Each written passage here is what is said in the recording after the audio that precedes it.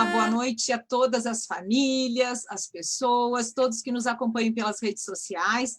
Hoje estamos no 6º dia da Semana Nacional da Família. Que tempo maravilhoso para a gente refletir sobre o plano de Deus, o projeto de Deus para as famílias. Imagem e semelhança de Deus. E hoje nós temos mais uma live. E é uma alegria muito grande receber um casal muito querido, que é o Márcio e a Daniela de Azevedo.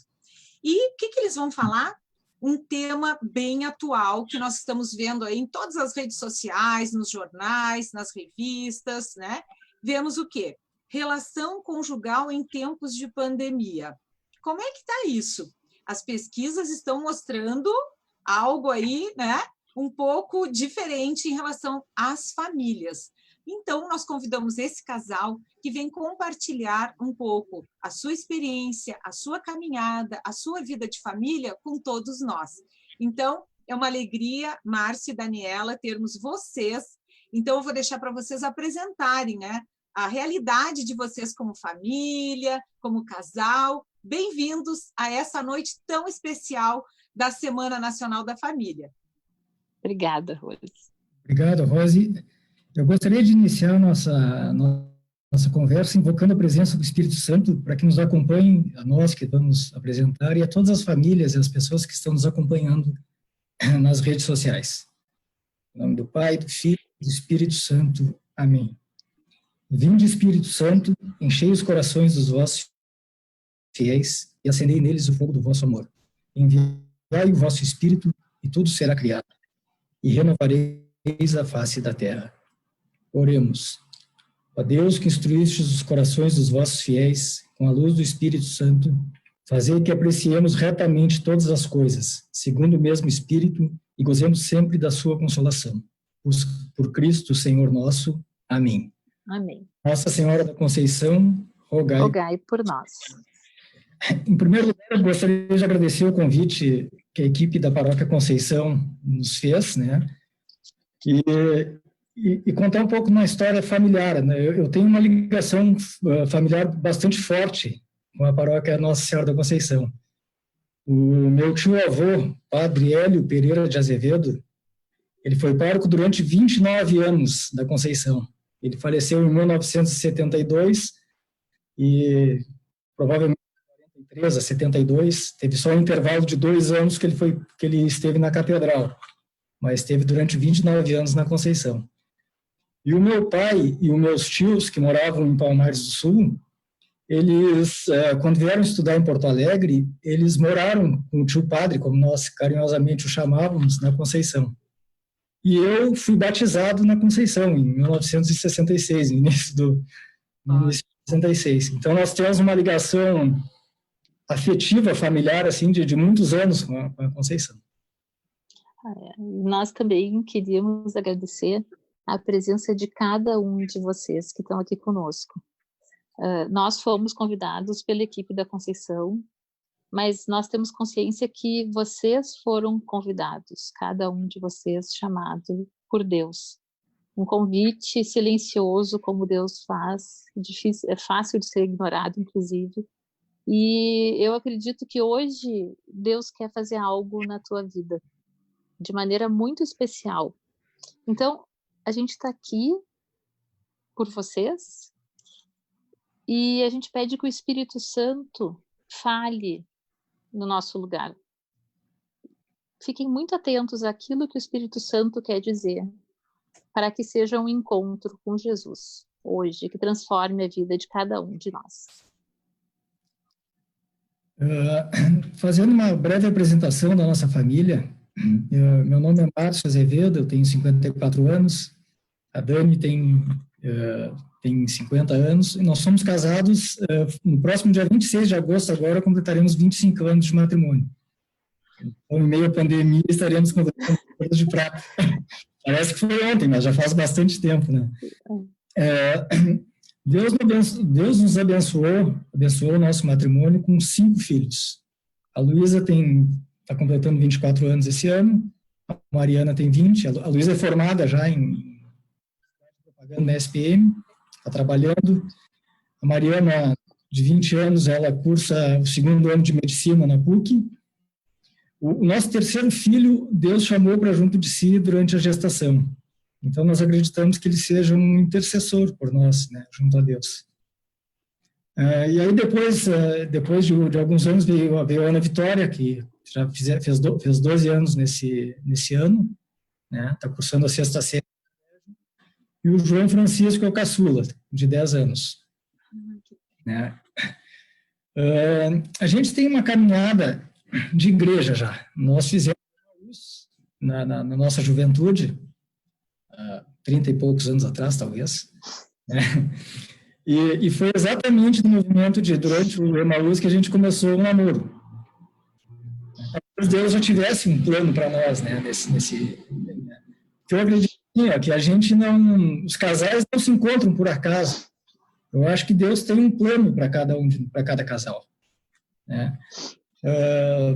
A gente poderia ter casado com qualquer outra pessoa, mas Deus nos botou um no caminho do outro, e eu acho que foi uma grande graça para nós. E Ele deve ter um plano de santidade para todos os casais, né? Que é o que todos nós buscamos. A minha esposa, a Dani, ela sempre teve uma fé um pouco mais madura que a minha, né? Apesar de eu ir de uma família católica, de igreja e tal, a Dani sempre teve uma fé mais madura. E eu agradeço a ela, assim, porque ela teve muita paciência comigo para me levar junto, né, nessa caminhada. E me mostrar o quão bom é Deus na nossa vida, né? Aí depois nós casamos em 2005, desculpa, em 95, 1995. E depois nós fizemos o cursilho, né? Nós tentamos continuar uma caminhada de igreja, indo à missa aos domingos, sempre fizemos o cursilho. E no cursilho nós formamos um grupo de oração, que estivemos juntos durante muito tempo. Hoje não fazemos mais as reuniões, né? Mas criamos um vínculo tão grande, né? O nosso grupo é Irmãos na Fé, o nome, que nós continuamos irmãos na fé até hoje. E vários de nós se tornaram compadres, muitos de nós batizaram os filhos dos outros. Então, nós criamos um vínculo com Deus presente na nossa vida e na nossa caminhada. Em 2004, a Dani entrou para o movimento Rerum Christi. E eu, no início, fui um pouco reticente. Como eu disse, ela sempre teve uma fé um pouco mais apurada que a minha. E eu ficava meio para trás, E eu fui entrar em 2009, só. O movimento Rerum Christi em 2009. E para mim foi muito bom, porque eu comecei a fazer direção espiritual e assim, eu acho que a fé, a caminhada na fé, a nossa caminhada na fé, ela tem que ter treinamento. É como um atleta de alta performance. Eu jogo com meus 50, quase 55 anos, eu ainda jogo futebol. Estou 4 meses parado, estou flácido, não consigo me mexer. E a fé é assim também. A gente tem que exercitar nossa fé, buscar pessoas, buscar apoio e ajuda de diretores espirituais, de casais que possam nos ajudar a fortalecer e a amadurecer a nossa fé. Então a minha entrada no movimento Rerum Christi, eu acho que foi importante por isso também, né? E nós frequentamos a missa os Legionários de Cristo tinham um seminário na Vila Manresa, e nós frequentamos a missa durante muitos anos lá, até fechar o seminário. E ficamos muito próximos dos sacerdotes, das consagradas, dos seminaristas. Inclusive fazíamos, eu acho que durante 4 ou 5 anos, comemoramos os aniversários da Dani no seminário, com os seminaristas e com os padres, com os sacerdotes, né? E sempre tivemos a nossa casa aberta aos sacerdotes. E aqui fica um convite a todos vocês, né? Convivam mais diariamente com os sacerdotes, né? Acolham-nos, porque eles precisam disso e nós precisamos deles, né? Falando um pouquinho antes de entrar na questão principal, Rose, que seria a relação conjugal em tempos de pandemia, eu gostaria de falar um matrimônio, né, que eu acho que é a base para as famílias, né? Segundo o Catecismo da Igreja Católica, número 1601, o pacto matrimonial pelo qual o homem constitui entre si a comunhão íntima de toda a vida, ordenado por sua índole natural ao bem dos cônjuges e a procriação e educação da prole, entre os batizados foi elevado por Cristo à dignidade de sacramento. Eu acho que é nessa palavra que mora que reside toda a beleza do matrimônio. O matrimônio é um dos 7 sacramentos da Igreja. Então, no matrimônio, Cristo, a graça santificante de Deus está presente no matrimônio. Cristo está no matrimônio. Eu acho que é em Cristo que nós temos que nos apegar e temos que ter Cristo como modelo para fortalecer os nossos matrimônios. Porque muitas vezes as pessoas casam para serem felizes, para ter a felicidade. E vem no cônjuge o objetivo final dessa felicidade. Isso é um grande erro, do meu ponto de vista, né? Porque a felicidade está em Cristo. O nosso cônjuge, minha esposa, ela é minha companheira de viagem. Ela não é o porto seguro final. O porto seguro é Cristo. Então, nós temos que andar juntos nessa viagem, fazer juntos essa viagem, passar pelas dificuldades que a gente passa, e todo matrimônio passa, e nós passamos por várias, mas sempre mirando na pessoa de Cristo, né? Tendo Ele como imagem, como semelhança. Vamos buscar a Cristo que a gente vai sair dos problemas, né? E assim como a ordem, né, que é a ordem sacerdotal, o matrimônio é um sacramento de serviço.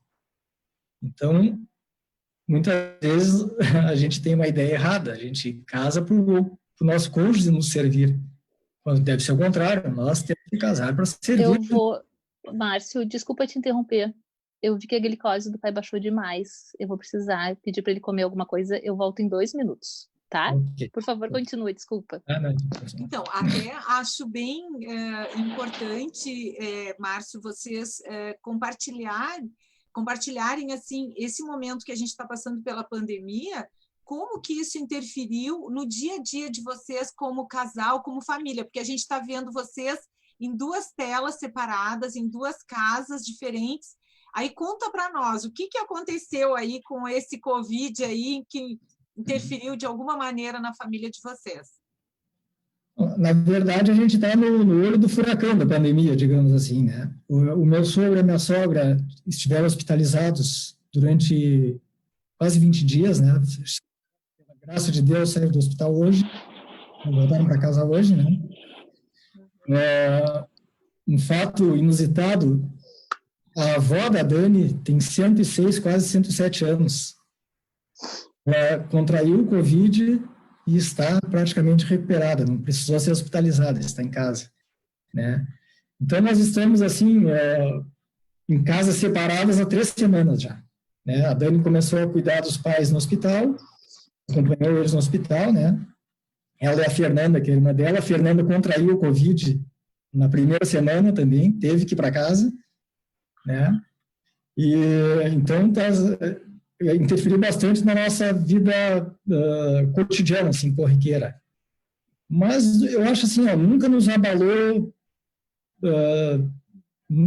pessoalmente. A gente sabe que é uma missão que a gente tem, que a gente está cumprindo. A Dani fez exame, está com sintomas, provavelmente esteja também com Covid, né? Talvez tenhamos que passar mais algum tempo separados. Mas são as coisas que Deus nos dá, e eu acho assim, tiveram esses problemas da pandemia, né, dessa questão do tratamento, da separação, mas ao mesmo tempo a gente tem, pelas vias sociais, oportunidades de rezar o terço juntos. Mais frequentemente nós estamos procurando rezar o terço diariamente, em família, assistir às missas sempre que possível diariamente. Então, tem as graças de Deus também no meio da pandemia. Nós temos que aproveitar. E agora eu me meto um pouquinho fora do script. São as grandes oportunidades que Deus nos dá, né? E nesse momento de aperto e de insegurança, a gente recebe essas coisas como se elas fossem vindas das mãos amorosas do nosso Pai, que não olha só para esse momento e não tem um olhar míope, mas olha para todas as pessoas que estão envolvidas nisso e que deseja que a gente se aproxime mais dele. Então, agora na pandemia, por exemplo, eu vejo as crianças tendo a oportunidade de estarem com o pai delas. Dele estar conseguindo fazer coisas que talvez nunca fosse fazer se não fosse por isso, por eu não estar ali junto. E a gente passou também por outras crises, a gente passou por um câncer. E também momentos de oportunidade, de crescimento, de aprofundamento do amor, de encontro de Deus. E no final das contas é só isso que fica. O resto é mero adereço, né? Então eu interrompi, desculpa, Márcio. Não, acho que segue isso, lá. Eu acho que tu complementasse, Dani, eu acho que é por aí mesmo.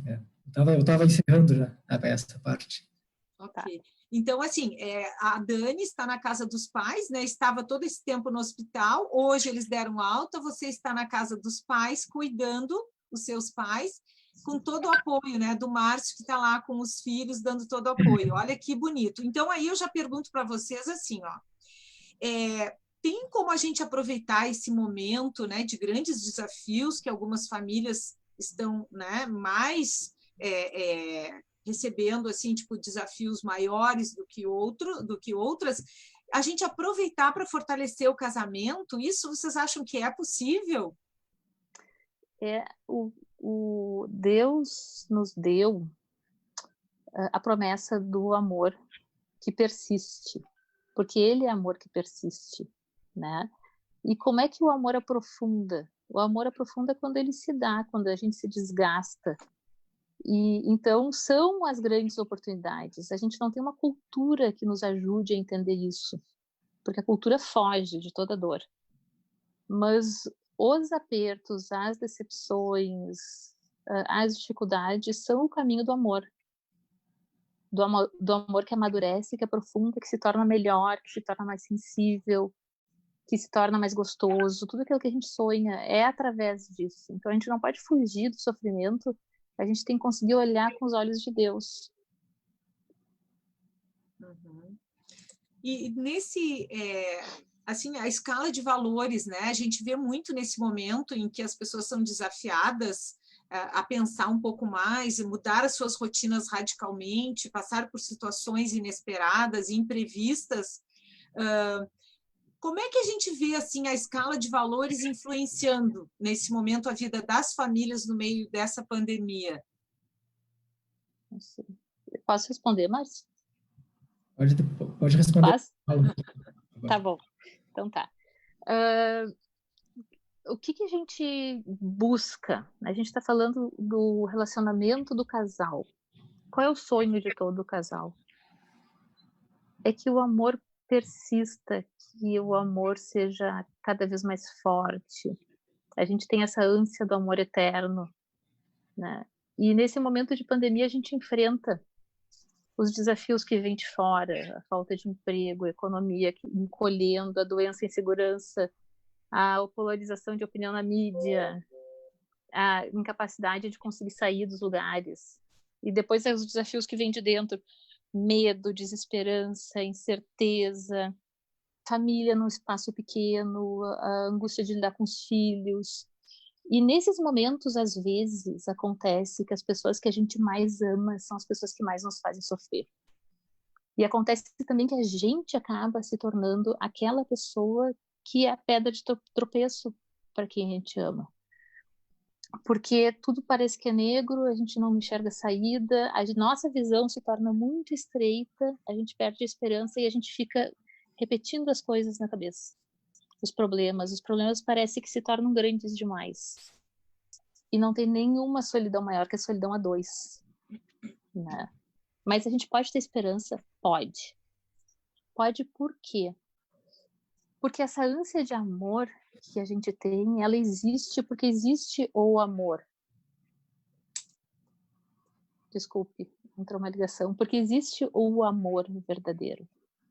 A gente se decepciona quando o amor não dá certo, porque dentro de nós a gente sabe que existe o amor que é eterno.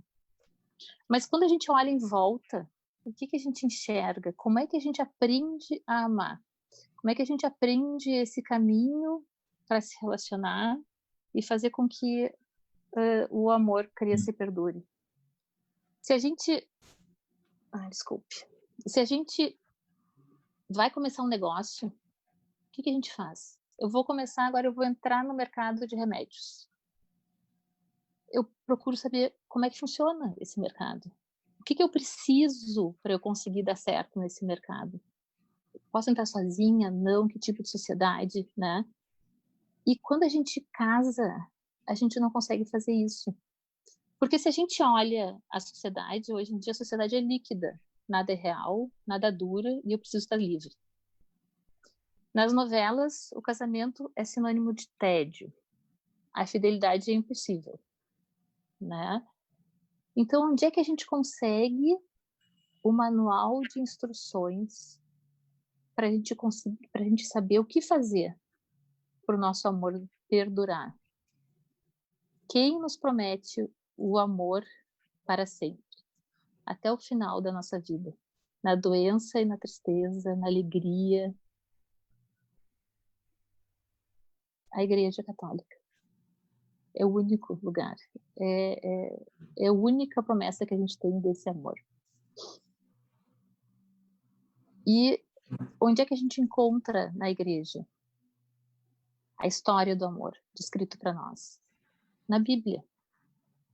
A Bíblia é lida à luz da tradição apostólica, não lida de qualquer modo. O que a Bíblia nos fala sobre o amor?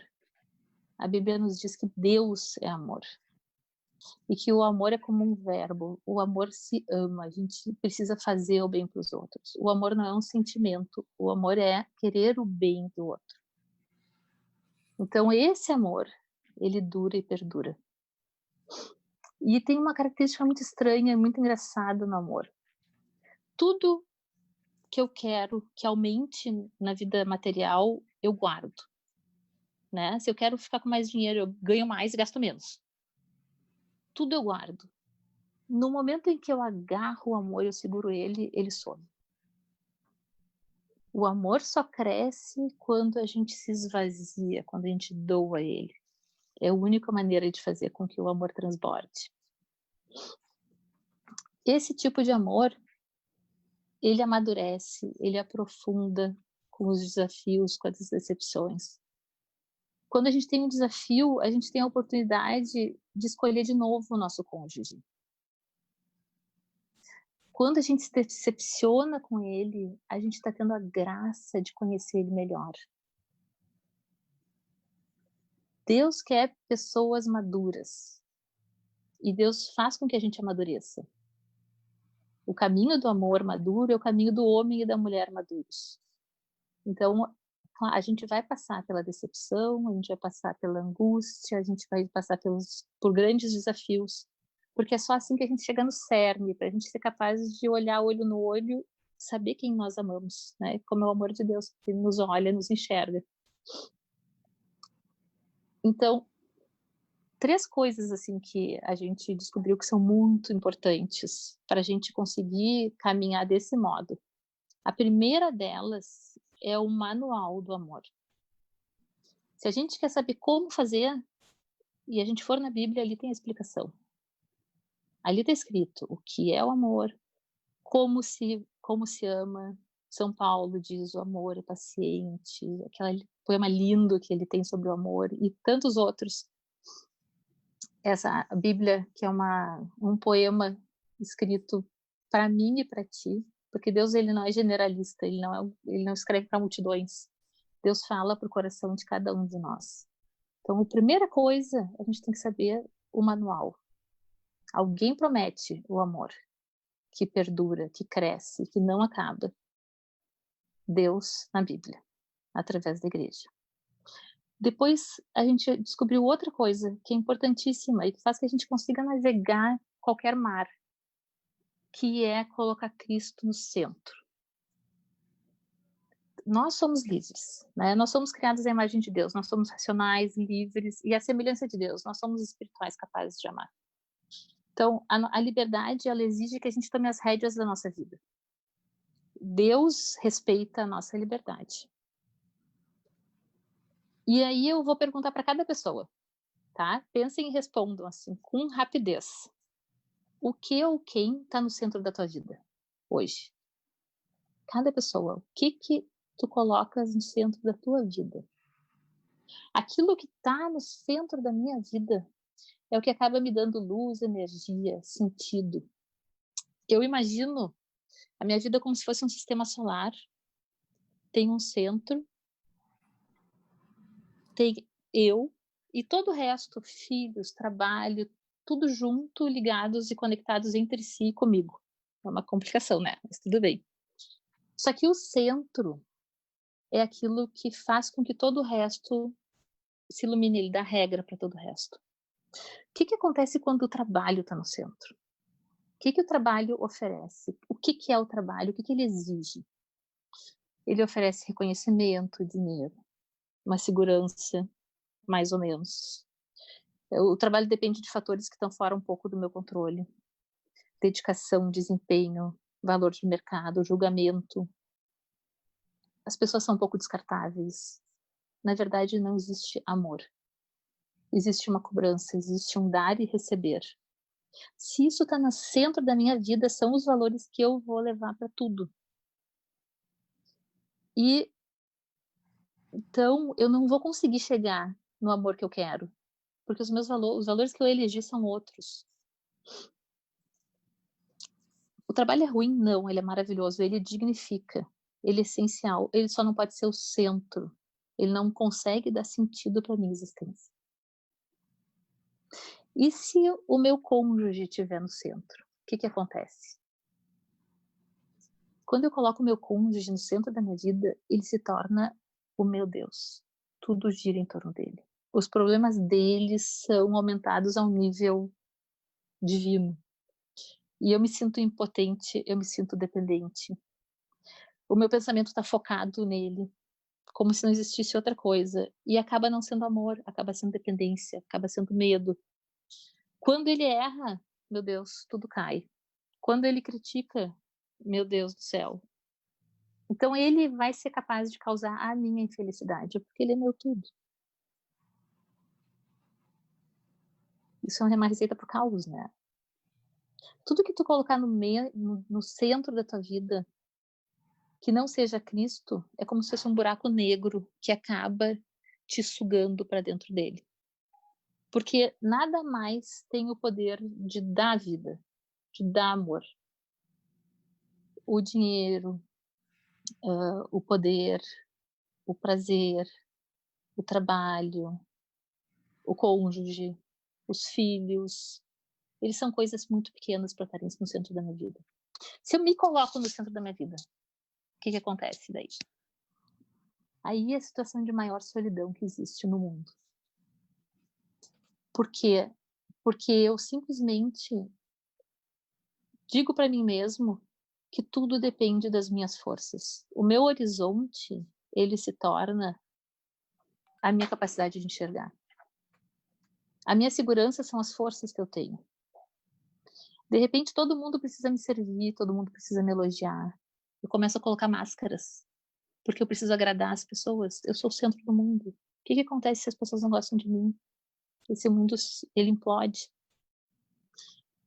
O fechamento em si, o egoísmo, a imaturidade de eu me fechar em mim mesmo, é quase um inferno na Terra. Porque lá no inferno a gente vai estar fechados em nós, isolados, só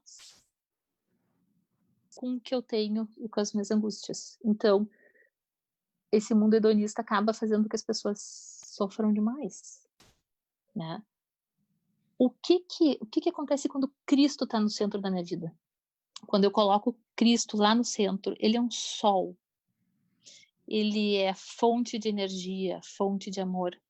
Cristo não precisa de mim, ele não precisa nada de mim, ele só dá. Então, como tudo está conectado comigo, esse Cristo, como é que eu me conecto com Cristo? Eu me conecto com um cabo, eu sou super visual, eu gosto de enxergar as coisas, um cabo grande com uma ponteira assim, com 3 pinos. E o cabo é a igreja, que foi ele que elegeu. E os 3 pinos são a oração, os sacramentos e a igreja mesmo. Então, a oração, para que eu conheça esse Cristo, eu preciso me relacionar com ele. Os sacramentos, porque são os meios que Cristo deixou. Perdão, a Eucaristia, a confirmação, todos os 7 sacramentos. E a igreja, que é o corpo de Cristo. Então, eu preciso estar dentro dela. É esse o exercício da minha liberdade, para colocar Cristo no meio. Eu aceitar e viver aquilo que ele diz. Quando eu estou ali conectado, é o único modo em que a minha vida se organiza. Por quê? Porque Cristo está no meio, fonte de todo o amor, fonte de toda a esperança, fonte de todo o poder. E ele me dá essa energia e todo o resto é importante, mas não é tudo. Então, os meus filhos são importantes, mas eles não são tudo. Meu marido é importante, mas ele não é tudo. O meu trabalho é importante, mas ele não é tudo. É mais fácil de perdoar. É mais fácil de ser positivo. Eu também não sou tudo. Aí as coisas todas se organizam.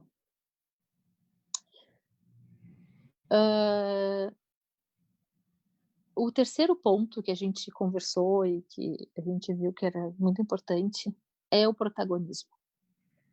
Então, primeiro, é o nosso manual. Como qualquer empresário, qualquer pessoa que trabalha no setor, tu precisa conhecer o que tu quer ser, tu tem que ter esse objetivo manual, que é a Bíblia, a Palavra de Deus, lida à luz da igreja. Depois, Cristo no centro da minha vida, que é a resposta para todos os problemas.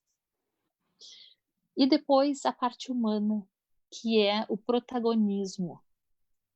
Eu saber que eu sou responsável pela minha felicidade, pelo meu desenvolvimento, pelo meu crescimento. E a gente tem itens que são muito interessantes, que são itens práticos. Primeiro, eu preciso de uma escala de valores. Por quê? Porque é tão bom, porque a regra é tão simples, Deus é muito simples. Então, se Deus está no centro, na minha escala de valores, ele tem que ser a ponta. Se ele é o centro da minha vida, ele tem que ser a prioridade. Não tem como ser diferente. Então, Deus, prioridade da minha vida. Depois, o que vem depois de Deus? Qual é o primeiro mandamento? Amar a Deus sobre todas as coisas e o outro como a ti mesmo. Então, eu sou a segunda prioridade. Eu, enquanto a minha salvação depende de mim. Depois, aquilo que é o sacramento que me transformou, que é o matrimônio. Depois, a minha missão, que são os filhos. Depois, o meu trabalho, que é o meio que eu uso para me sustentar e para eu me realizar aqui também na Terra. E depois os pais, a família e o resto.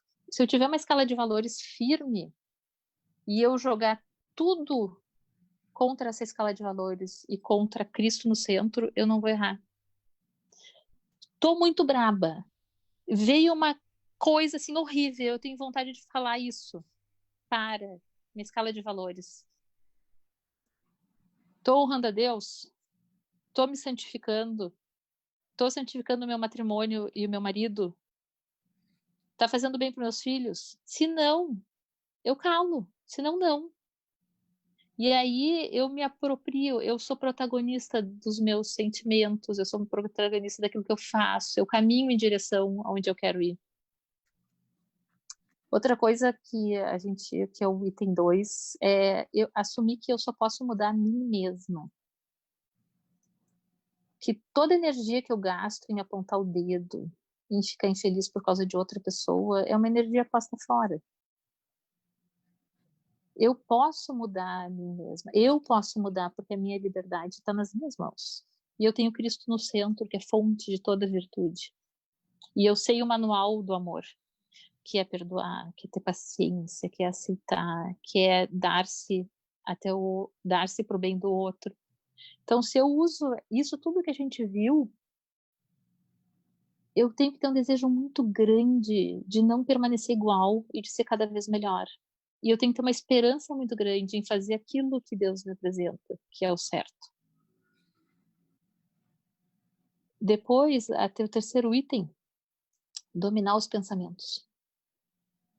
A gente vive um pouco escravo de pensamentos que já foram uma vez, de pensamentos que a gente criou sem nem ter certeza. Eu não presto. Ele não me ama. São pensamentos que ficam na nossa cabeça e que nos escravizam. Então, eu preciso, quando os pensamentos vêm, eu preciso parar e dizer, a pessoa chegou meu marido em casa e ele está muito angustiado e ele está muito triste e ele me olha feio. Poxa vida, ele não me ama porque ele está me olhando desse jeito. Pensa. Que pensamento é esse? Isso tem alguma coisa de realidade? Isso vai me ajudar de alguma maneira? Se não, tira ele. Porque a gente é capaz de fazer isso, é só um exercício. A gente domina o pensamento da gente, a gente coloca a nossa mente em direção aonde a gente quer. E a gente não se deixa dominar por isso. E aí, sempre, e é muito simples, sempre de acordo com a minha escala de valores. Isso é um louvor a Deus? Isso me santifica, me faz eu aprender a amar, que é o fim da minha vida, é o que realmente vai me realizar. Isso faz com que eu ame o meu marido ou a minha mulher mais e nos santifica o nosso matrimônio. Isso faz bem para os meus filhos? Se não, tira da tua vida. A gente tem muito pouco tempo para a gente perder tempo com o que não vai nos levar para onde a gente quer. Isso é protagonismo, né? Quarto, não dá tanta importância aos nossos sentimentos. A maioria dos sentimentos que a gente tem, eles vêm e vão, e grande parte existe porque a gente pensou alguma coisa. Então, se alguém ligar para ti, Rose, agora, alguém te liga e diz assim, Rose, faleceu tua grande amiga. A tristeza que vem é uma coisa muito grande, mas pode não ser verdade. Então, o sentimento, ele está muito ligado ao nosso pensamento e às vezes está desconexo da realidade. Se alguém ligar para ti e dizer, sabe aquela a loto que tu apostou? Pois é, saiu. É um sentimento que não tem realidade nele, pode não ter. E a gente vive assim. A gente vive acreditando que tudo que eu sinto é verdade. E reagindo como se fosse verdade. E, na verdade, a gente precisa dominar o pensamento e dominar o sentimento.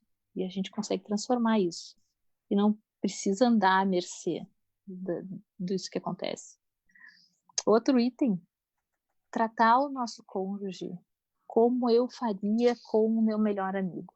E aí não pode ser uma coisa etérea, teórica. Pensa no teu melhor amigo. Coloca nome, olha para ele. E quando tu for xingar o teu marido, quando tu for pensar uma coisa horrível dele, eu faria isso com fulano? É assim que eu trataria o meu melhor amigo? Se não for desse jeito, ninguém morre por não fazer uma coisa, por não agir, por não falar. É uma questão de educação, é que nem criança pequena, né? A gente não chuta, não morde. Que pai que deixaria uma criança chutar e morder ou ter um ataque histérico e ficar no ataque histérico? A gente ensina a criança pequena, mas a gente se torna adulto e a gente acha que a gente precisa aceitar tudo, né? Então, pensar no meu marido, na minha esposa, como o meu melhor amigo. Ter um olhar novo de esperança a cada dia, dar chance para ele mudar. Se a gente, principalmente mulheres, nós mulheres que pensamos muito, a gente tem assim, a gente carrega o mundo nas costas. A gente carrega o mundo nas costas e a gente impede que as pessoas se transformem e mudem. Então, a cada dia começar um dia novo, com um olhar novo, com esperança. Quando a gente lembra do passado, a gente lembra das coisas boas, daquele momento que foi maravilhoso. de quando a gente se conheceu. Que coisa boa eu poder ir para o passado e eu reviver aquilo, e reviver aqueles sentimentos. E é um trabalho só. Depois, aceitar os erros, os meus, os do outro. Aprender com Cristo, que está no meu centro e que me derrama aquela energia toda maravilhosa no dia bom e no dia ruim, no momento em que eu ofendo ele, no momento que eu não ofendo ele. Que está sempre, sempre disponível. É isso que Deus quer que a gente seja para o outro. Uma fonte de amor, que a gente só vai ser se a gente tiver esse Cristo lá dentro, no meio. Mas uma fonte de amor que não acaba, que jorra sempre.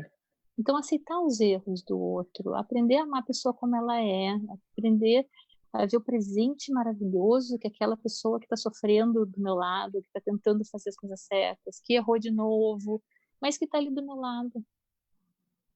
Para que a gente possa se amar também.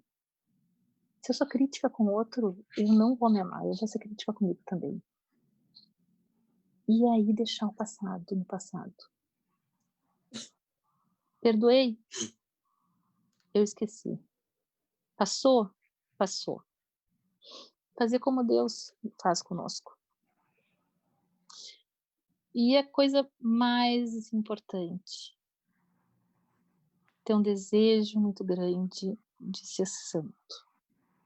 Ter um desejo muito grande de se encher de tal maneira dessa presença de Deus e desse amor, que tudo que qualquer pessoa me dê só acrescente. Que eu consiga conviver com o limite dos outros, que eu consiga conviver com o meu limite, mas não porque eu sou boa, é só porque Deus realmente encheu o meu coração, encheu a minha alma. É o único modo de se conseguir isso. A gente não consegue com as forças da gente, a gente consegue através dos nossos erros e do nosso sofrimento. E por isso que a oportunidade que vocês estão tendo de sofrer em família, de ter inseguranças, é a grande oportunidade de colocar Deus aí dentro. E a grande oportunidade de a gente descobrir o segredo da realização verdadeira. Da aspiração de todo ser humano, crente, não crente, ateu, de todas as religiões, que é amar de verdade. Ser amado de verdade. Todo mundo aspira a isso. E o santo tem isso. O santo conseguiu. Né? Então, era isso que a gente tinha pensado. 8h43, a gente... Hein, Márcio? Eu queria colocar mais uma perguntinha aqui. A gente viu agora no tempo da pandemia, as pesquisas dispararam, mostrando que um dos itens mais procurados na internet e os índices mostram assim de separações assustadoras. E isso foi no mundo inteiro, ou seja, esse convívio, esse recolhimento, né, das famílias também fez as pessoas se olharem mais e buscar, né, e acharem as diferenças, né? Então, como vocês veem assim o convívio com as diferenças? Às vezes é o cônjuge, é alguém da família que mora, né? Um avô, um tio, um irmão. Como vocês veem essas diferenças e essa oportunidade, né? Como ressignificar as pessoas, ou as famílias, ou alguém da nossa família que a gente viu que, né, perdeu a paz no lar e tá só pensando assim, nossa, a separação é a melhor saída, é um para cada lado, porque não dá, porque ele é diferente, porque ela é diferente, porque a gente perdeu a paz aqui dentro. Então, que conselho vocês dão para essas pessoas que estão passando por esse momento de tribulação em relação à diferença, né, que se deu conta nessa época com mais intensidade, e também como ressignificar, onde eu procuro ajuda, se eu ainda acredito nesse amor, e é possível esse amor eterno? Eu acho que eu posso começar, Rose, depois a Dani complementa. Eu acho assim, ó, a pandemia ela trouxe, ela mudou mudou muitas coisas na sociedade. Uma delas é que as pessoas ficaram mais em casa, né? E pelo que tu colocaste, exatamente esse é o grande problema do relacionamento do casal hoje, que está levando a tantas separações, né? Uma coisa que a gente levou na nossa vida de casados sempre, desde o início, é que nós nunca fomos dormir brigados. E eu acho até que é um conselho do Papa Francisco hoje esse, né? Então, se nós tínhamos alguma diferença durante o dia, tentar resolver no dia, certo? E aí vai dormir, pede perdão, pode ser brabo, pode ser indignado, mas pede perdão, né? Vai dormir, vai descansar, no outro dia se recomeça e se começa uma nova jornada, né? Então, esse para mim é um segredo, né? Outra coisa, eu acho que tem a ver com o que a Dani falou agora, é tentar botar Cristo no centro, né? E não botar toda a nossa esperança, a nossa felicidade no cônjuge. Porque esse convívio mais diário, mais demorado, mais constante, digamos assim, a gente começa a olhar mais os defeitos, né? Então, por quê? Porque a gente idealizou uma coisa, mas nós temos que ser companheiros para chegar a Deus que está no centro, a Cristo que está no centro. Então, eu vejo assim, para mim, o grande problema é idealizar o cônjuge como o nosso porto seguro da nossa felicidade, né? Na realidade, ele não é nosso companheiro de viagem com seus defeitos, com seus problemas, que todos nós temos e temos que conviver. E uma coisa é o perdão. O perdão, acho que é fundamental nesse processo. E cada caso é um caso, né? Porque, às vezes, a gente tem uma pessoa do nosso lado que está tão mal que ela é muito agressiva. Às vezes, a gente não tem uma base para conseguir enxergar como uma decepção tão grande pode ser caminho de aprofundamento. Como é que eu vou passar por isso? É muito difícil quando a pessoa está sozinha. E quando a gente está no fundo do poço, a gente não enxerga nada. São só os muros em volta. E uma luzinha lá em cima, impossível, né? Então, a direção espiritual. Buscar um sacerdote muito competente, que converse e ilumine. É impressionante o que liberta. E te dá esperança e tu consegue enxergar o caminho. Confessar os pecados, confessar as tentações, confessar os sentimentos horríveis, porque ali Deus cura. A confissão é o sacramento de cura do coração, onde as coisas que existiam já não existem mais, onde os erros que existiam, Deus já apagou e eles não existem mais. Então, são uma grande oportunidade. Então, eu acho que não está sozinho, buscar um bom conselho de um sacerdote experiente, buscar amigos, grupos na igreja que deem suporte. Quando a situação é muito horrível, que a gente está vivendo momento a momento, hora a hora, dia a dia, os grupos, as pessoas que vêm se aproximam de nós nos dão uma esperança e fazem a gente enxergar que não é só aquilo na nossa vida. Às vezes a gente precisa amadurecer no sofrimento e passar, e tem que esperar, e daí a gente espera não no outro e não porque o outro merece, porque naquele momento a gente não tem nenhuma sensação, a gente não sente isso, mas a gente espera a promessa de Deus. A gente honra não só a promessa que eu fiz para aquele outro que não está merecendo nada, não está me dando nada de volta, mas a gente honra a promessa que a gente fez para Deus, que a gente ia ser fiel. E a gente tem que... E a maturidade faz com que a gente saiba que tudo passa, que essas crises horríveis, elas passam, e a gente tem que conseguir esperar que elas passem, para que a gente depois descubra o amadurecimento, que a gente descubra a nossa transformação. Se a gente desiste, a gente perde toda a oportunidade de conseguir se transformar naquela pessoa que Deus deseja que nós sejamos. Né? A gente perde toda a possibilidade de ser aquela pessoa que a gente deseja ser. Então, esperar em Deus durante esse mistério da dor e do sofrimento, que às vezes é muito maior do que a gente pode conceber, que às vezes não tem explicação, que às vezes é muito maior que nós, mas Deus prometeu, através do sacramento, a graça dele. E ele nunca nos abandona. Ele nunca deixa a nossa oração sem resposta. E de todo o mal, ele sempre tira o bem.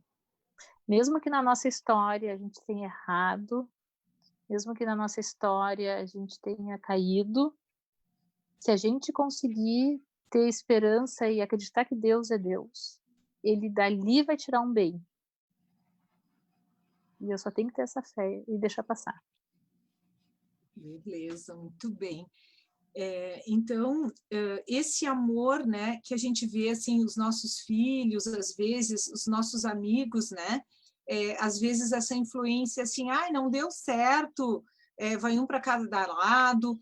Esse amor que dura para sempre é real nesse nosso mundo de hoje? É possível um casal pensar, nossa, esse nosso amor vai ser para sempre? Isso vocês veem como uma realidade?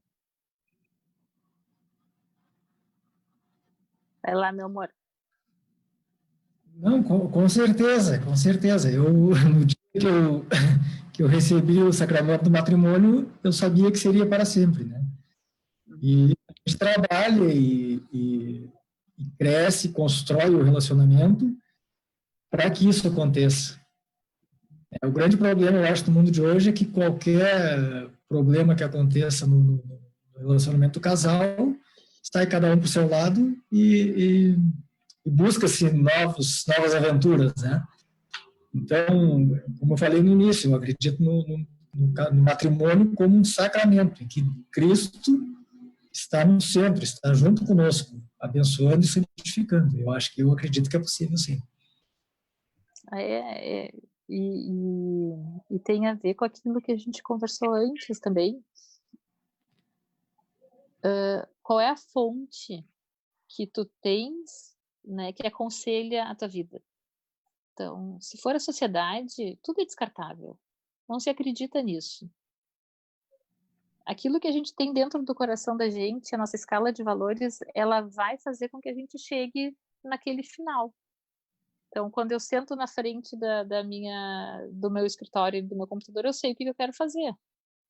Né? Quando tu faz um planejamento, tu faz o planejamento e depois tu faz ele acontecer. E o matrimônio e o amor é a mesma coisa. Como o Márcio falou, ele tem que ser trabalhado. E a gente tem que acreditar nele. E a gente precisa saber como é que são as regras do amor. E a gente precisa usar o manual certo e correto. Se a gente usar o manual errado, a gente não vai conseguir fazer ele perdurar mesmo.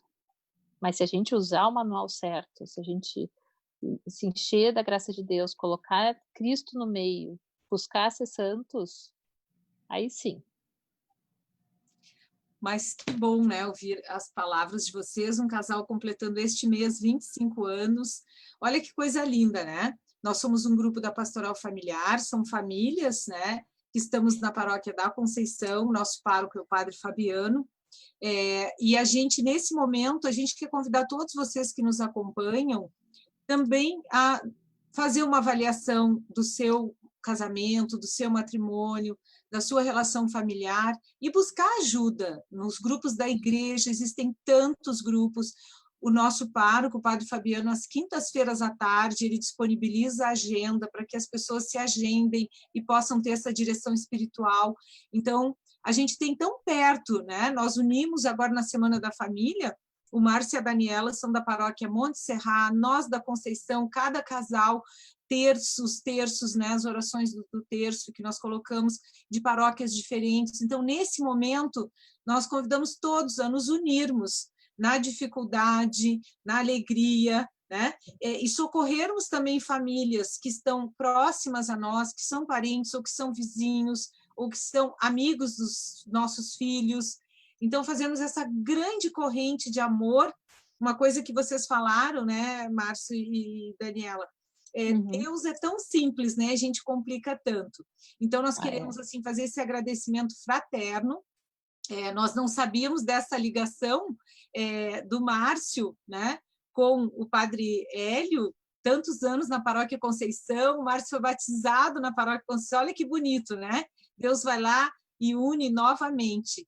Então, agradecemos a disponibilidade de vocês. Quando a gente programou a Semana da Família, vocês não estavam com essa situação, né, familiar, nesse ponto, e vocês, mesmo assim, estando atendendo a família, passando por esse desafio, disseram sim, né? Que esse sim, Nossa Senhora, a Sagrada Família, abençoe vocês, toda a família, que vocês passem por todo esse momento, que todos se recuperem, os pais, avós e todos vocês, né? E agradecemos a todos vocês que estão nas redes sociais e fica obrigada, Rose. chamado, né? Rose, a gente não sabe cantar, mas a gente queria rezar para terminar. Oba, a gente não sabe cantar, não Só dá deixa para começar. ali para estar conosco aqui, rapidinho. Tá, mas a gente quer rezar com todo mundo que está aqui conosco, para a gente poder dar um encerramento. O Márcio sumiu. Muito bem-vinda. Márcio! É uma dos conselhos, né, de vocês, a oração. Isso. Então, se você, na sua família, está com angústia por algum motivo, vamos nos unir neste momento em oração. Nós estamos em agosto, no mês vocacional, na Semana Nacional da Família, onde movimentos no Brasil inteiro estão procurando levar esse consolo, essa ajuda, essa disponibilidade, porque às vezes no meio de uma pandemia as pessoas não sabem nem onde buscar referência. Mas que bonito! Então, vou passar para vocês conduzirem. Obrigada. Isso, para a gente poder encerrar, né? Só estou esperando o Márcio vir, que ele foi chamar a turma, eu acho, para rezar junto conosco. Ai, então, que legal! Então, Jesus, ele prometeu que onde 2 ou mais pessoas estiverem juntas, ele vai estar que ele estaria no nosso meio. E Jesus, que está fora do tempo, ele pode tocar a nossa alma, ele nos chamou até aqui. E a gente precisa ouvir esse chamado. Ter assistido essa live não é qualquer coisa, é ter respondido a um chamado pessoal de amor. Então, Márcio, vou começar, tá? Para não passar muito do tempo, né, Rose? Tá. Obrigada, Jesus. Obrigada, Jesus amado, por esse encontro. Eu sei que tu escolhestes, que tu chamasse com carinho as pessoas que estão vendo essa live hoje. Tu queres viver com eles, tu queres iluminar, libertar, curar e transformar cada um desses corações. Para ti, tudo é possível, nós só precisamos pedir. Nós só precisamos abrir as portas das nossas vidas. Tu hoje está tão vivo quanto há 2000 anos atrás, presente na igreja, presente na Eucaristia. Espírito de amor, vem e inunda o coração de cada mulher e de cada homem que está aqui rezando conosco agora. Espírito de amor, toca os corações e cura todas as lembranças doloridas, todas as feridas, fruto da agressividade, da solidão. Espírito de amor, enche de esperança os corações tristes, os corações desanimados. Coloca, Senhor, um caminho onde não existe nenhum. Espírito de amor, refaz as pontes entre os corações. Derrama teu bálsamo e traz a graça do perdão. Espírito de amor, renova a nossa paixão, a nossa entrega. Espírito de amor, vem e toma o lugar que te pertence no meu coração. Espírito de amor, eu quero te colocar no centro da minha vida, no centro da minha família. Eu não sei o que fazer, mas tu sabes, Senhor. Eu não tenho forças, mas tu tens, Senhor. Eu não sei amar, mas tu és o amor. Vem, Jesus, e faz morada no nosso coração. Ordena as nossas prioridades. Salva o nosso amor. Tudo por ti, Senhor. Tudo em ti, Senhor, tudo contigo. Amém. Muito obrigada.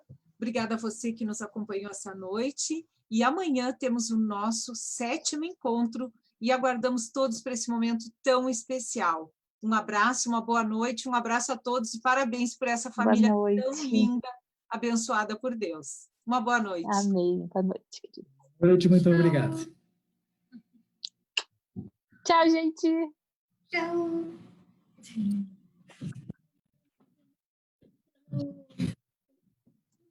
Muito bom, eu gostei, achei que ficou... Gostou, Rosiane?